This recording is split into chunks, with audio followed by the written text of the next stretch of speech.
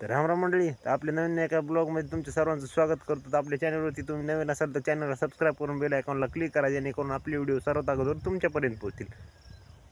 ते म्हणतात की व्हिडिओमध्ये सबस्क्राईब करा, असं करा तसं करा म्हणून नाही, कारण ज्याला व्हिडिओ आवडतो ते सबस्क्राईब करतातच. तर तुम्ही पण सबस्क्राईब करा. झाले म्हणलं तर सबस्क्राईब करूनच टाका. तर आपण घेऊन आलो तुम्हाला आज भाजीपाला शेतामध्ये. तर आपलं थोडा भाजीपाला इकडं तर 2-4 नमुने लावलेले. इकडे इकडे कांदे, तर इकडं मोठे कांदे, तिकडं थोडं पत्ताकोबी, तिथं मधात मिरच्या आणि तिकडं थोडं पडक राहिले तिकडं लावलं होतं, पण काय उगवलं नाही. चला तर मग तुम्हाला दाखवतो टप्प्याटप्प्यानं काय काय लावलंय आपण. चला तर मग बघा, इकडं आपलं टाकलेलं आपण बारकं कांद्याचं रोप, आणि त्याच्याच लगटीला इकडं आपण आपल्या कांद्याचं रोप आधी पहिलं टाकलेलं होतं ते लावून घेतलं इकडं. आणि त्याच्याच शेजाराला इकडं आपण लावलेली मिरची. तर बघू शकता मिरचीला पडलेला आहे कोकड्या काय जे म्हणतात ते. तर बघू शकता, जर ह्याला जर काही उपाय असेल तर तुम्ही कमेंट बॉक्समध्ये सांगा. तर त्याच्याच बाजूला इकडं आपण लावलेला पत्ता फूल. तर हे फुल आहे आणि इकडला पत्ता आहे. तर पत्ता कसा ओळखायचा आणि फुल कसा ओळखायचं तुम्हाला सांगतो.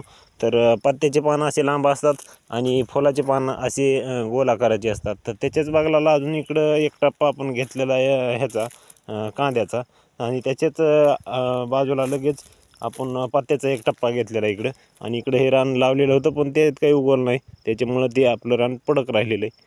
तर अशा पद्धतीनं आपण लावून घेतलेलं सगळं माळव.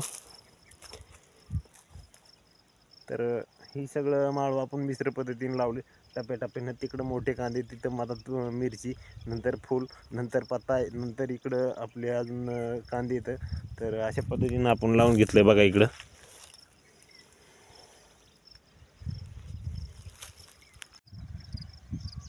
तर मित्रांनो, ह्या पत्त्याला फुल आणि पत्ता जे गोळा असतो पत्त्याचा, म्हणजे त्याला आपण पत्ता गोबू म्हणतो. तर ते लागलेलं आहे, थोडा बारीक बारीक गोळी लागलेली, ते तुम्हाला दाखवतो कसे लागलेत. तर ही पत्त्याचा गोळा आहे. तर ह्याच्यामध्ये इथं गोळा असतो बारीक लागलेला आहे. आता हे मध्ये अजून दिसत नाही, कारण मोठं झाल्याच्या नंतर तुम्हाला दिसतंय. तर हे पत्ता आहे आणि इकडलं हे फुल आहे. तर ह्याला फुलाला अजून लागलेलं नाही. तर ह्याच्यामध्ये असं लागतं आहे. तर मोठं झाल्यानंतर दिसतं. तर हे जे आहे असं झालेलं, तर हे खाल्लेले, तर त्याला जे एकदा शेंडा खाल्ला तर त्याला काहीच लागत नाही पुन्हा नंतर. ते पत्ता फुल दोन्ही म्हणजे तसलंच असते. तर ह्याचं एक खाल्लेलं हे पत्त्याचं झाड आहे. तर आता ह्याला गोळा लागत नाही वरी, तर ह्याला लागतो, ह्याला लागत नाही, कारण ह्याचा शेंडा खाल्लेला आहे आणि त्याचा की शेंडा ते खाल्लेला नाही. तर अशा पद्धतीने बघा तुम्ही इकडं.